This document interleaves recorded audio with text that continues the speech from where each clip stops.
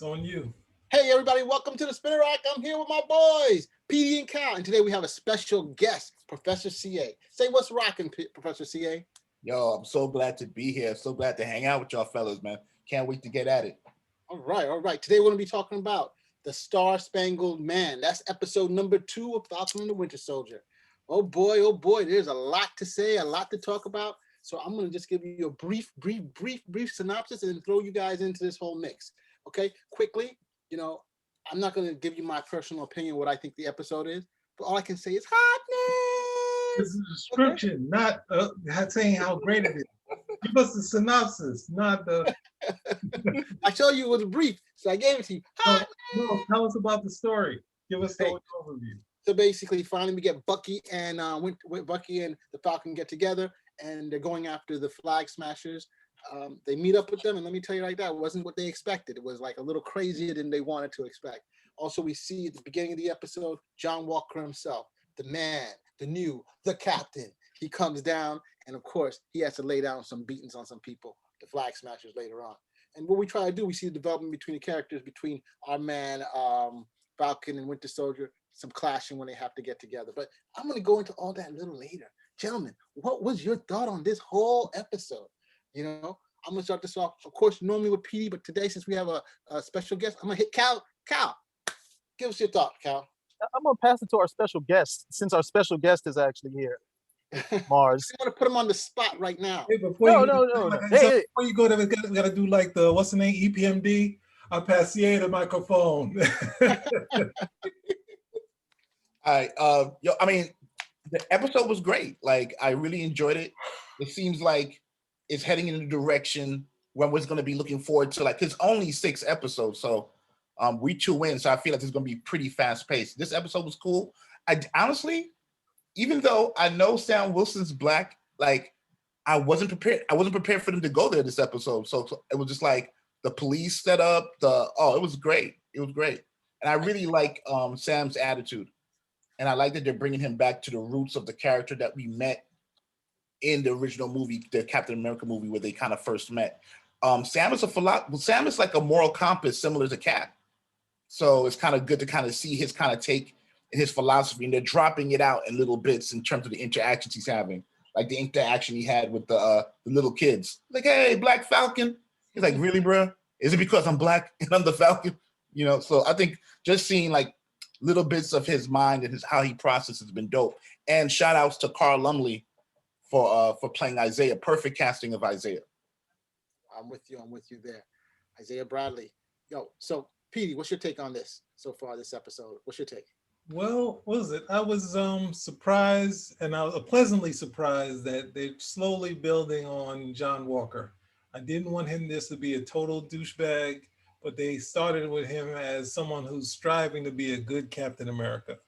I mean, obviously I knew Battlestar was going to be Battlestar. They kind of played it. They probably kind of joked around with it by calling him by his last name, because we know the whole controversy with Dwayne McDuffie kind of correcting Mark Grunwald not to call Hopkins Bucky, and he got the name Battlestar. So they kind of stretched that out. So we was like, is they going to call him Bucky? Are they taking Bucky's name? No. Okay, no, he's going to be Battlestar right away. So that was cool. I like when, as already set up, that they were going after the Flag Smashers. I was kind of surprised that they all had power. They all had Captain America power, but the new Captain America was kind of doing his thing up there. Even at the end, he's the last man standing of the group. They were a little too much for him. So it's kind of just slowly building on that. I'm kind of iffy on the Isaiah Bradley, but I will say that it shows you that black don't crack, because Isaiah Bradley looks way younger than Captain America. Way younger. How the hell? He should be in the grave. Like, how is he looking better than Cap? But I like I gotta say, shout out to Mantis. I like Mantis, so I'm gonna shout him out. So I'm gonna shout that dude out. And what is that? But they haven't really said sort of the timeline. But obviously, it seems like he's probably before Captain America. That was always my issue. I was thinking it'd be okay to have another character, but kind of before Cap, and the way they kind of made it into a stunt instead of just doing a cool story with that type of character. I think they went a little too far that way in the comics. But so far, and him having powers, can he pick up the mantle? Maybe. We can have Isaiah pick up the mantle because he can still fight. He's still got that power, and maybe Cap still has the power, even though he can barely walk. But let's otherwise, I would say my issue overall is that they're making well-rounded characters, and when you make these well-rounded characters, who do we go against? Who is the bad guy? If John Walker's good, if the Flag Smashers are good, and Zemo always on the edge because his family got killed and then he became a bad guy. So it's like, are they going to play up more Zemo? Zemo is just going to be a total badass and totally terrible, and like still is he or he's still going to hold on to his family being lost. So I need a bad guy. I need just a regular someone that's a little bloody minded and not someone that I care about. Someone I can look at and say, kill that guy. So that's my overview of this. I don't know if Thank you're you gonna very get much, it. Petey. I gotta say, I'm a little shocked by some of your comments, but As I'm glad always. overall that you liked it. Cal, This, I mean, this was good. It was so good, so much better than the 4 hours I wasted on this other movie that underperformed. Ugh, just, just great. I'm getting a whole bunch of stuff that I had wanted to see in terms of these characters being presented. Isaiah, I have to couch this that I thought this was going to be 10 episodes and not 6. Okay, Pete and me already hashed this out before, and I'm gonna have to concede that yes, with the amount of episodes that we have and the speed that they're going, I'm probably not going to get everything that I would want to see within these 6. But I'm enjoying a lot of what I'm getting to see. I think Isaiah Bradley, the way that they have him in this though, is that he was active since the Korean War. So I think he should be younger than Cap. So while he's not cracking, he's still young. I'm not sure if that came across. But some good points made. Some good points made overall. I think we're going to get a really good villain in Zemo. I think we're going to get John Walker trying his best to be Captain America and realizing that no, he's not going to be able to meet up to that particular thing because his motivations are totally different than Steve Rogers, which you would think should be like a real kick in the pants, for Sam, because Sam's motivations are right in line with Steve Rogers, and he doesn't want to do it. It's amazing that the guy who Cap picks, who is obviously the best person for the job, who Bucky is over here like, what are you doing? Why don't you want to do this? And he's not being honest about it. Where he's in the same situation as John Walker, where he doesn't want to let anybody down, but you're the best guy for the job, and if you don't take it, they're going to give it to someone else. And that person is not the first person for the job. So you can make all the other arguments. I'm my own man and this, that, and the other, but you're still the best person for this job. Okay. And the guy who was the best person for this job picked you. There's certain calls that you don't just get to walk away from. And I really do hope they address that throughout the rest of the series. that's a great point, Cal. Definitely 100% with you there on that. So, gentlemen, let's start getting into some of this episode specifics, bro. What did you guys think of the Flag Smashers, especially with Carly Morgenthau? Basically, a play on the name Carl Morgenthau, who was the Flag Smasher, the actual character. What do you think about that in the group and their motivations? I'm going to pass this on to our special guest star himself, Professor CA. What's your take? Yeah, kind of still getting to know them. It kind of, as of right now, it looks like it's going to be the classic like twist, which is not a twist anymore. That the Flag Smashers are actually kind of like not the villains, and it'll probably end up like leaning back more toward some other character, either Zemo or maybe General Ross, since he's connected to the Super Soldier serum. Yeah, I just want to know more about them. So far, I think they're cool. Like, I actually think the actress who's playing their leader is super charismatic. So I'm kind of getting a sense of what life is post blip, and kind of like what those politics are like, and what they're kind of using that as a metaphor. Yeah, but so far I like it. Just want to know more. And what about you, Petey?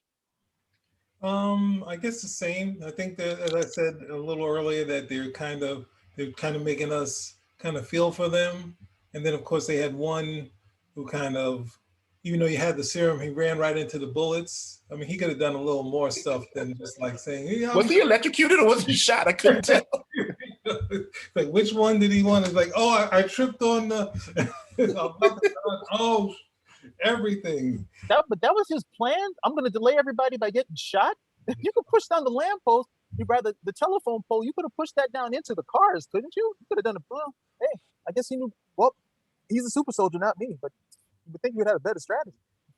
They had all that skill on the trucks to show a little of that skill to slow them down instead of having that guy, the what's the name, Indecent Proposal scene where the guy runs out to the tarmac and is like, oh no, I missed this. So yeah. I mean, I don't think they could have done anything. These guys knew what type of power these guys had and just shot them up. It's like, why am I going to go close? These guys are bad guys. I'm just going to keep them far away and just shoot them up. So Cap dodges bullets. You understand? Cap jumps around and dodges bullets. That's this Captain America. He got the good stuff, the puro. This guy got like B grade. So we don't know that. Not only is he not as strategic or tactical as Cap, he can't do it. Now you know how to shield. Cal, what's your take on this man on Flag Smashers? And Carl Morgenthau. Or Carly. I still think we're gonna find out that that's Ricky Barnes at the end of the day, because she has too distinctive a look being a redhead at the end, which is how that character is described in the comics. And I mean, the Flag Smashers just aren't really doing too much, because they're all generic. They're all super soldiers, which means they can die pretty easily, and we don't have to care about them. So I don't really see them as the potent villains that we're going to get. And the other, how did they put it? Carly? She's getting too much screen time to not be somebody who's going to get played up later, which is, I hate to do it the inside baseball way. But Flag Smashers, I'm hoping to get a little bit more. I'm hoping to get more from Zemo at the end of the day.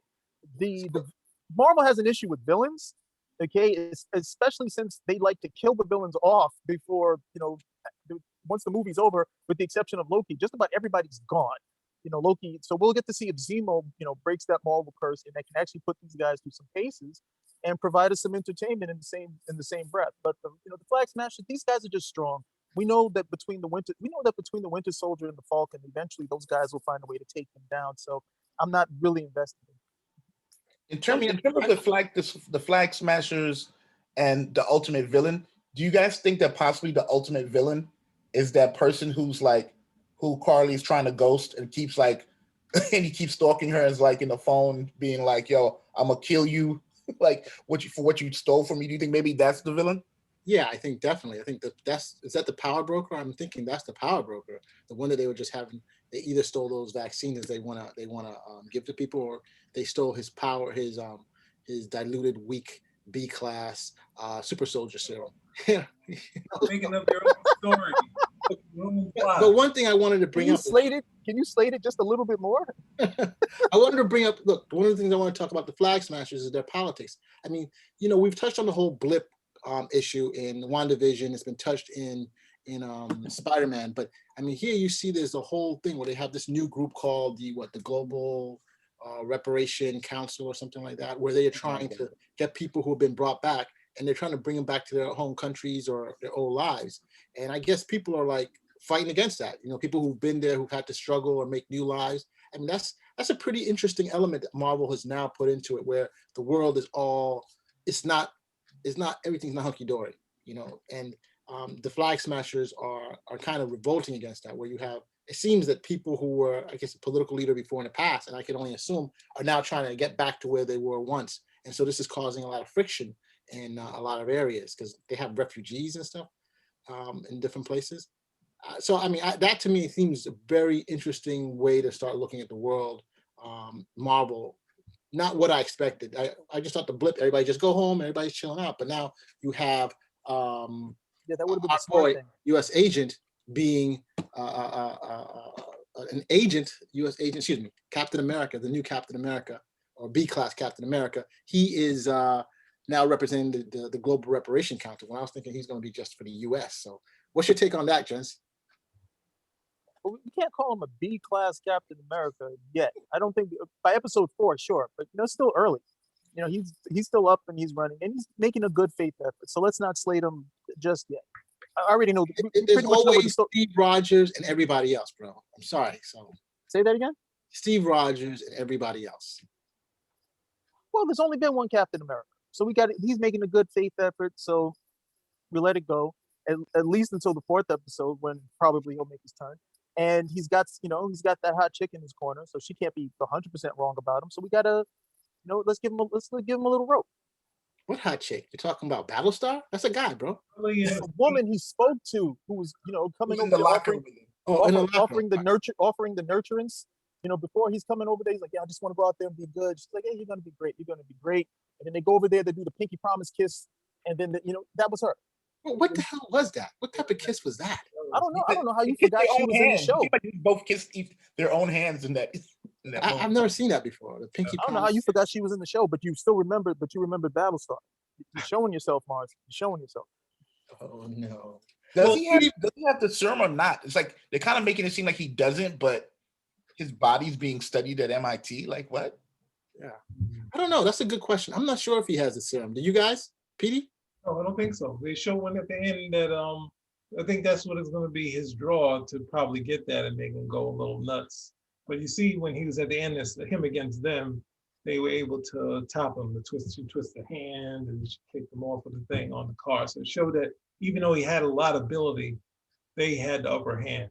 So, but it was also weird that I guess who was it? Was Mars? Did you say to me that Bucky had a Hydra version of the super serum? That's how he was able to jump out of the plane. Yeah. A lot of thing, but at the same time, he still got tossed away by those guys like he was nothing. So it's kind of weird for me.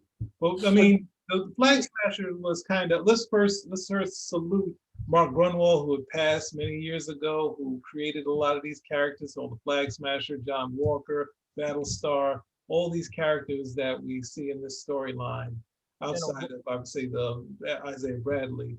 And they're finally being able to utilize this in a serious way. But then with that said, we got to get to the bromance. What about the damn bromance? We're getting that. We're getting that. That's what you want to focus on, Petey. I'll let you lead that. Lead that. Lead it, bro. I don't know if do we really want You to. broke up? No. I think we're losing Cal.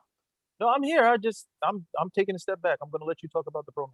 No, we want to hear. Tell us about the. No, I didn't bring this up. Scared of the bromance? Don't be afraid of the bromance. That scene where they were sitting. That scene where they're over there sitting leg and leg, and I'm looking at them. I'm waiting for the first guy to crack up. Well, that's one of the things. I'm gonna say, for me, it was kind of forced. It's forced, him jumping out of the plane, and what's the name, Falcon not coming back, swooping them, and then them landing. Yes, it's more dramatic to have them drop, but then they had a later scene when they rolled around, and then they had to get off of me thing. So it's like kind of pushing it to do it's like Disney trying to be Lethal Weapon. And if you look at the first Lethal Weapon, like Danny Glover has different ideas about him. Say, oh, this is one of those quacks. So I'm gonna just test him, and he's gonna back down. And he's like, wait, this guy's totally nuts. It's not an act. So that's one of the things that I think is missing here. And the same with the psychiatrist was real serious. And then she does this nutty leg and leg thing, which, if you're with your enemy, like, oh, your guy that's your rival, you're not gonna want to do the leg, and then no therapist would do any of this. So I'm saying, is she the lead villain? Is she gonna be Dr. Faust? It's Dr. Faust, Mrs. Faust. First of all, I got to respond to the madness you just uttered there. First of all, that scene of him jumping out the aircraft was off the chain. There's no negativity. There's nothing wrong with that at all. That was good. Okay, so let's not even bring that up. Now, the scene when the two gentlemen were discussing in the psychiatry. I said when you said when he was rolling around, that's the part you said you liked? Is that the part you saying you liked when he jumped? What's with you guys today in the show, bro? We got Professor CA and you're going off the rails. I don't know about that scene. I'm gonna mute you. Jonathan, we didn't get in trouble for all that rolling around stuff. No, we are going. You only get in trouble for the rolling around stuff if it's a man and a woman. The scenes that he shot like that in Ultron and in Wonder Woman. You only get in trouble for rolling around if it's a man and a woman. If it's two men, it's okay. Oh my goodness. Look, I think that I love that scene with the psychiatrist. They had that whole they had that whole thing where she's trying to get them to come in. Sam comes into the office. By the way, how the hell did she get her own office in a police station? That's beside the point. We have to, believe, she got that type of pull. So she goes into the office and she tells them they have to talk. We all know that Winter Soldier has some relationship issues. He's not reaching out, he's not talking, but we find out that he really breaks down what the issue is. The issue is that he felt that Captain America chose Sam, and his friend chose the best person he thought, and therefore his friend couldn't choose bad, because if he did, then he made a mistake with him. And so I think that's a legitimate thing, trying to come that using the vehicle of the therapist to do that. Okay. they're set, and the fact that they're together and they have that, where they try to do the miracle you want, what do you call it, example, and the whole thing with them sitting across from each other, it works. It's a funny thing. Of course, would a regular therapist do that right away with a bickering couple? Probably not. But for God's sakes, it's TV, bro. Couple. Huh? We ain't partners. We ain't brothers. We ain't friends. Like, Kids, get away with my money. You're gonna be sorry you ever met me. yeah. CA, Professor CA, come on, what you think about that, man? You gotta shoot these guys down. Like, I don't think it's much that is being forced, but it's going to be part of it, because this is like they're playing off the whole buddy cop. This is going to be the buddy cops. You can kind of watch the tropes as they happen. But I like how they kind of have things. If they're playing with the balance and it's flipping. I love that they're kind of playing with the dichotomy between them, where Sam walks on like, oh, that was actually a helpful session, and Bucky's all like, yo, man, I'm in a bad spot after that session. So I just love how they play that, even how they play with the tropes. So when the cops came, when they were talking outside of Isaiah's house, it was like, okay, you kind of saw the tensions and where that was going to head. Then it was just like a matter of like, oh my God, you're Sam Wilson. I'm so sorry. I just racially profiled you. But then also they flip it again, where it's like not Sam who gets taken away to the police, but it's Bucky who actually gets taken away to the police. So I love how they're kind of, for me, the biggest thing is how they're going to explain, they're going to actually put down what like Sam's politics are, and they're slowly teasing it out. And I think that keys in terms of how Sam sees the world is going to kind of actually dovetail into why he should be taking Excalibur. I'm sorry, the shield. Let's have him take Excalibur instead. I'll be okay with that. I'm iffy on him being. I like him as just joking, but I like him as a Falcon. In the first episode, when he had the shield in the back, like he had used the wings as a shield, and the thing was like yay big. I was like, he doesn't need that shield. He's got a whole cool set of things, but they're leading us to him becoming Captain America when you already have an identity. And he should turn to these people when they say you should be like, I'm already a Falcon. I don't want to be. Well, see this guy, he's blowing in his cap. Why should I blow it? I might be the best guy at the job, but I'm the best Falcon I can be. So anyway. The world needs Captain America, Sam. Be Captain America, Sam. Why is Sam? Why do you think Cap chose Sam? Why is Sam? I mean, has this show even done anything to demonstrate quite yet in terms of things or text or anything in terms of why Sam should be chosen? Well, or why Cap chose they don't really have to do that because he was chosen by Steve Rogers. And we trust Steve Rogers. Okay, Steve Rogers has come on board, and with the decisions that he has and the tenacity and the integrity that he has as a character, if Cap is making that decision, Cap doesn't make the decision like he's not going to come over here and do it out of a sense of loyalty. He's not going to come over and do it, I like you better. He is going to make a good assessment. And because we have, I don't think anybody would disagree. You would have a lot of trust in Cap and his decision-making ability. So if Cap is saying this is the guy, yeah, I would say, okay, fine. Until he shows different, that's what I would say. Until he shows different that he's not really up for this, that's fine. The only thing he's showing is that he's a jackass and a dumbass giving away the shield, and then like, and then he has the nerve to come over here and get pissy when he sees John Walker. He's like, oh, I don't want to ride in the same thing with you. Hey, you gave him the shield, dumbass.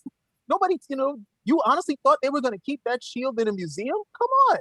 But, the whole trope of refusing the call, like, okay, I get it. Don't like it because we only got 6 episodes. So I don't really have a lot of time for you to come over here, graduate from man-child to Captain America. But you got chosen for a reason. And as much as you may be, like, some things are just bigger than you at the end of the day. Are you going to answer this call, okay? Or are you going to let, I'm going to actually go with what Mars said. Are you going to let the B Captain America run around here? Yeah, the stepped on Captain America. No, I kind of agree with both of you guys there. But I can also understand Sam's thing. He thinks that, remember, you grow up in a world, and you got to remember this. You grow up in a world where Captain America is still like the big kahuna. This guy from World War II, he did all these crazy things. And now, it's like you have this mantle, and they're like, he's probably thinking like, yo, should I even take this mantle?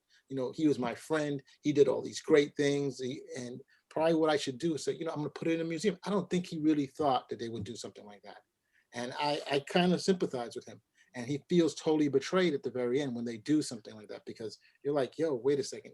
No one said you were going to do that. And I understand. I can see like, I don't really want to hold on to that mantle. There's a whole bunch of baggage that comes with it, what you represent And another thing you were saying, I'm a free agent, unlike the new guy, you're connected to the government. You have to do these things, where we have a much looser relationship. And I guess that's one of the things. Because remember, Captain America and Winter Soldier he separated himself from the government. And I went to in Civil War because of, he disagreed with the Sokovia Accords and stuff like that. And I think that's one of the reasons he feels that. But I agree with you guys. In the end, I think he will take up the mantle. Whether he'll take up the shield, we don't know. Well, if you look at, that's the thing. In the comics, the 3 times Cap lost the mantle, like the government took the whole thing. Like say, nah, you can't have it no more. In this story John Walker got it, they said the story is Captain America No More. They took everything and then they were trying to figure out who would be the next one, and John Walker became that. Even in Mark Waid's story. So the idea that the government taking it and making it, even going against Captain America's decision is wholly, definitely possible. I think the first story he gave it up because he was upset with the stuff, the politics, I think, of Nixon at the time. So I don't think ultimately, since we had a lot of team books, we didn't get enough time in my mind with Cap. This whole thing of meeting Captain America and him being this figure in the comparison to side of like Iron Man, where Iron Man is something we lost. So Iron Man was a hero of the public and of the time in that period. And Captain America's the guy who kind of came back and brought the spirit back. But we always say like, we need sort of the Iron Man. So go to Rhodey and say, Rhodey, you need to be Iron Man. We need an Iron Man. But anyway, I think Falcon's a strong character as is, but I think there's a big draw, and if obviously you can see the story leaning that way. So it's hard to ask them to kind of do something different when they've already showed us with WandaVision. They're just going there's one train and you either get on it or you don't. Here's another quick question for you guys. Red Wing. I wanted to, I did want to, just to chime because that whole Excalibur motif is a great one because you would have someone say like Merlin. And Merlin's the greatest magician. Merlin can do anything, but he can't pull Excalibur from the sword in the stone. He can't do it. With all of his magic, with all of his power, he can't do it. The only person, who can wield Excalibur is King Arthur. Anybody else can, do it, but the only person who can do that is King Arthur. And they set it up pretty much the same way, at least for me, they set it up pretty much the same way when it comes to Sam Wilson and this shield. It's not so much the functionality of the shield or the redundancy of the shield, but it's really in the same aspect of that King Arthur, where you're the only person who can do this. And do you want to leave this void, to someone who's not meant for it at the end of the day? Okay, you can still be your own man and be Captain America. They're not mutually exclusive at the end of the day. Yeah, I hear that. A good analogy from both of you, Professor CA and Cal. So what do you guys think also about Sam when he says that when they're able to hack Red Wing and say you're not really hacking Red Wing, it's really government property? So, I mean, I thought that was Stark Tech. Can you guys enlighten me on that? What's going on with that, guys? It's Stark Tech, but I'm not sure where it stands in terms of Stark's relation with the government. Because at one point in time, he was the manufacturer supporting all the weaponry. I'm not really sure where that changed. I know Hammer took over that for a little while, but I feel like there may be something through the Sokovian Accords and his prior business relationship with the government. There might have been some overlap there. I'm sure he was that he shared with certain people. If I remember correctly, was it Captain America: The Winter Soldier? When we first meet Sam Wilson, isn't he part of a military outfit where they all had that? They all had that gear. I think he might have been the only guy who was still left standing. So that would have been it may, I don't know who created it. I can't remember who created it, but it would have been military, at least originally military stuff. I don't know if Stark tricked it out better with the whole Red Wing stuff because they decided that having a Falcon was not cool enough for them, even though I would still love to see the Falcon. I would love to see an actual live bird Red Wing, but I thought that was the case with the gear. Yeah, it was definitely started off as government, and I think you're right. I think it was definitely tricked out because that's what Tony does. He makes everybody's suits and equipment better once they join. Because I don't know if Red Wing was someone that was showed until Civil War. When was Red Wing's first appearance in the MCU? I don't know. Was Civil War, but I don't know. I'd have to start going into one of these online sites to do that sort of digging, which I'm not going to do. But I don't know how much of initially I know the gear is because he's part of the military, and the outfit that he's part of with the whole thing. Because even before he has this outfit before it becomes colored with the Falcon colors. We see that it was originally gear so he could do these military operations. So if that's the case, then yes, it would still be attached to the military, at least along those lines. So I'm not sure. I'm not sure how much is and how much isn't, but at least initially it is part of the military. Technically, and now he won't let anybody else mess with it because he doesn't want them to mess it up. right. How does he keep it up? This guy, where does he get the money from? He can't get a loan. I don't know if they're introducing him that he's an engineer, that he has engineering skills too. That's kind of a new thing for me. That seems like they're introducing. Well, that's great. You got all these skills and you can't get a loan. No, but I think the thing is that right? he came back from the blip. They wanted records like going back, and he doesn't have that. So they tightened up the credit standard because I'm a Falcon, bitch. He had no credit history for 5 years, so Right. no credit is bad. Is bad as bad credit. At least it'll keep you out of being arrested. So gents, anything we missed? You want to go over anything? No Agent 13. That's the problem. Sorry. No Agent 13. No Sharon Carter. Not yet. Give it a How chance. many more episodes do we got? Not much. We got 4 episodes to go, bro. Okay, so that we got like what 2/3 of the movie to go. So come on. Zemo just showed up. She'll probably turn up next episode. I think I agree. I think she'll probably turn up next episode. I don't know. I guess we're at the part where it's like, what do you guys like forecast, or what are you interested in knowing? I'm interested in knowing if a one kiss is enough to kind of to block guy code. So I mean, is it going to be impossible for? It was only one kiss. Like Cap just kissed her like once. It's like, am I breaking guy code if I go for Sharon? If I go for Sharon Carter, like, is Falcon breaking guy code if he goes for it? Somebody needs to go for it. We need some hotness going on. I think the Winter Soldier should go for it. I mean, he really needs like a girlfriend right now. He really needs connection. What about the Japanese chick? Yeah, but that's too close to all his like trauma and his story, man. Hanging out with that, having lunch with that dude whose son he shot. I don't know how that works. So it's like, goodness. I kind of agree with you there. That's a bit much, man. And that's the sushi roll. I shot your son. The guy code, I think, kind of suspended when Cap is already married in a way. So I don't think you have to worry about that. So they can definitely break that whenever they want. Yeah. I don't know. I see PD wants to talk. No, what do you want to say, PD? Until he says, what was it? Until the Falcon says, no more like Captain America than I the Hercules. We have a Hamlet moment in there. Falcon, no, I'm with the guy code. Wrong. No, Bucky can't go for it. Bucky can't go for it. I'm with Professor CA in terms of what do we expect coming up? We have a couple of different strings that are lying out there. The Power Broker, Zemo, more about Walker. What are your thoughts, guys? Well, we're going to see Isaiah Bradley in action. Red Skull. That's what we need. It's not happening. So, Kyle, you were saying? It should happen. I agree with that 100%. Red Skull. He could have been behind all of this. It would have been great. Oh, well. It was still early in the Marvel universe, and they were like, "Oh, we can get rid of this villain. We got another one." Why did we get rid of him? Criminal. Why did we get rid of him? Why don't But we're going to see more of Isaiah Bradley, definitely. I hope so. There was no reason for him to be introduced, with that. And Carl those cats. Well, there's no reason to bring the Mantis on the show, and we're not going to use the Mantis. Right. But we'll see more of him. We're going to definitely get some reveal when it comes to Carly. Well, there's got to be there's this whole thing going on because they're gonna have to sort out. Look, where's the super soldier serum coming from? What's the deal with it? And traditionally in the comics, like the super soldier serum, with rare exceptions, if it's not the premium that you got from Erskine, usually it makes people crazy.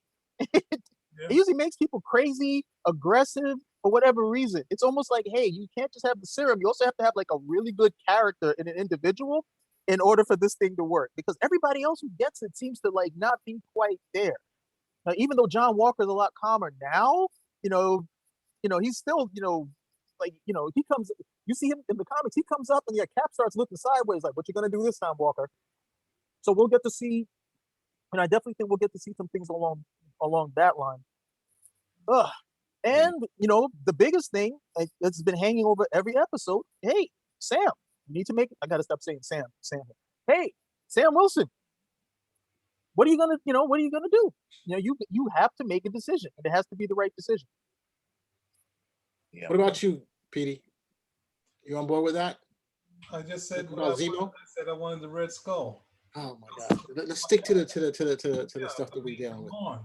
Let's stick to the stuff We we didn't have. stick to what we saw. The Flag Smash, they have villains. They have a villain they're not going to show us yet.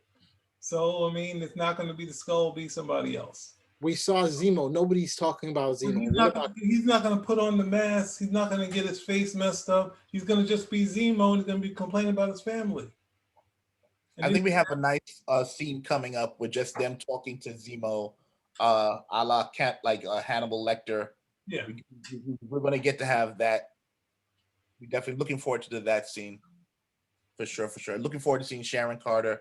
It's like, yes, I'm also just, because of the whole WandaVision experience, I'm very like embodied with the timing. So like the next episode is halfway through and it's all these characters still haven't been fully developed, or so I think things are gonna move a lot faster.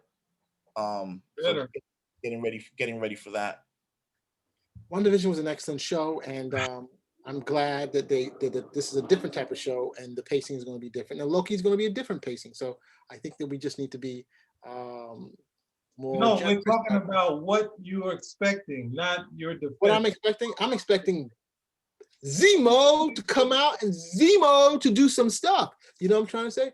Zemo is going to be. They've showed some commercials with Zemo being, out of prison. So something's going to happen that's going to get him out. And I want to see what's up with Zemo. I want to make sure that, is he going to be the big bad? Is he the one who's been planning this whole thing? Has he been working with these guys? Is he the power broker? That's what I want to know. Sharon Carter, of course, that's Sharon Carter is the cousin of Peggy Carter or something like that, or niece of Peggy Carter, excuse me, the niece. If I remember, originally everybody thought she's the daughter of Peggy Carter. No, she's the niece. So her getting together with Bucky, it is what it is. If she's going to kick butt, that's what I want to see. You know what I'm trying to say? Cap's girl. Can't do anything with that. With Sharon Carter? Yeah, right. Yeah, that's Cap's girl. You can't do anything with that. That's not Cap's girl. It's impossible, bro. Cap is Cap's married girl. to You Peggy. kissed her. Cap's girl is Peggy. Yeah, dude. Hey, Cap can have more than one girl. That's Cap's girl. You saying old man Cap is bagging it now? He's like, I ain't letting this go. That's right. Whoa. Wait, isn't Captain America dead? He's alive still. He's alive. He's alive? He's just chilling on that bench. That's a good point. If he's alive, and I thought when Sam was talking about it, I thought he was dead. I thought he was deceased. And in the Spider-Man movie, they put him up as dead as well. Really? Yeah. Remember when they said, what is it, Far Away from Home? And they did that montage of the people who had fallen, and they were given a moment of silence. They put Tony Stark and they put Captain America up there too. I thought he was dead. Just died of old age finally. He did. Oh gosh, that's wow. You just opened up a whole I don't know. I thought he was alive. If he was alive, I would be like, well, what the hell? Why don't you get him in here to have a talk with Sam? I think Sam, why don't you stop pussyfooting around? If Cap is alive, why didn't Cap do an official press conference, retiring and handing it over to? I felt like he kind of effed him over a little bit. It's like Cap gives it to him in absolute isolation and doesn't give him the cosign. But that's Cap. Cap isn't going to come. It's not something for a press conference or, when he got it, he didn't come over and get a press conference or any sort of thing. He was over there and he was doing this military foppery buffoonery that he was doing. And he finally saw, hey, I can make a difference here. He said, I'm sitting around here doing this stuff. I've got all this power. And they're asking me to do nothing. And then when Bucky was in the lurch, he's like, what? I can actually make a difference here. And he made a difference. It was never about spotlight or authority or somebody giving him authorization to go do what was right. Yeah, he did him dirty, bro. We don't know, but I mean, I would assume Cap had kids with Peggy, right? And with those kids, no, stop. Can't go down the rabbit hole. No, stop. I'm just saying. Had to deal with Peggy and all her other relationships. Like, all right, since I'm here, you got to break it off with the black dude and that short dude who got the injury. You got to get rid of both of those dudes. It's like, wait a second, that guy, he could come back. Cap, you got no experience. You didn't get no experience in this time. And with the super soldier serum, he definitely would have outlived her in this new timeline. So Cap would have had to have some extra ass. Wow. In the old folks' home. That's right. So you do remember that in Winter Soldier, Peggy Ain't had no Viagra here. I got the super soldier serum, baby. Don't let these nurses get too close. Agent Winter Bravo Soldier- is in Winter hot. Soldier. In Winter Soldier, Peggy had 2 kids with a mystery husband, right? We didn't know who her husband was, and the thought back then when Winter Soldier came out, Stop. There was no mystery husband. They just didn't say his name. It wasn't a mystery. it's a mystery. We didn't know if it was Captain or not, you know. And all I'm saying is that hey, It couldn't have been a cap then because it couldn't have. Oh, good lord. Time doesn't work like that, dude. it doesn't. No, Weird. because what you're saying is that when we saw Captain America, the Winter Soldier, everything that happened in the future had already happened. Yeah, it's called a loop. You coming back into it, you There's know. no loop. Didn't MCU get rid of causal loops, and they're kind of saying that you just started a branch, you just started like another universe, you just started The like whole another thing was supposed to be timeline. tied off. Once Cap returns all the stones to the moment that they were taken from, it's supposed to be one timeline. That's all supposed to be tied off. That's what they said in the movie. And instead, I Yes, saw how but many he was nerds. he was supposed to come back to the present time, but he never did. No, all he has to do is return the stones. Oh, that's All he has to do is return the stones to the moment that they were taken. Done. He doesn't have to return to the present. As long as he returns the stones to the moment that they were taken from, everything is good. He returns all the stones. He returns the hammer. Was not. He returns Molière. That's it. The rest of the stuff is just unneeded spec. That was not the plan. a change. That's still a change. He said, Thank you. turning the Exactly. stone, but he said, when you make a change, there's a break. So when you make a change, that's what she was saying. She did say the thing about the returning the stone, but she was still talking about any change can make a break. Yeah, and then after that, what does he say? He counters that with, but we won't have any change because we're going to put the stones back. You don't have to put the people back, but the stones back. If there are people who are impact time like he could, that's it. Only unless he goes back and says, I'm not fighting, I'm not doing anything, I'm just going to be a suburban husband and Well, calling the it. question would be, we've already seen that happen. What changes based on Captain America staying in the past are tangible that we can see now? Well, we can't say because we never know who her husband Then was. you can't make the Okay. argument. You got to see Of some course you changes can. first. I'm just No, saying- you can't. That's just spec.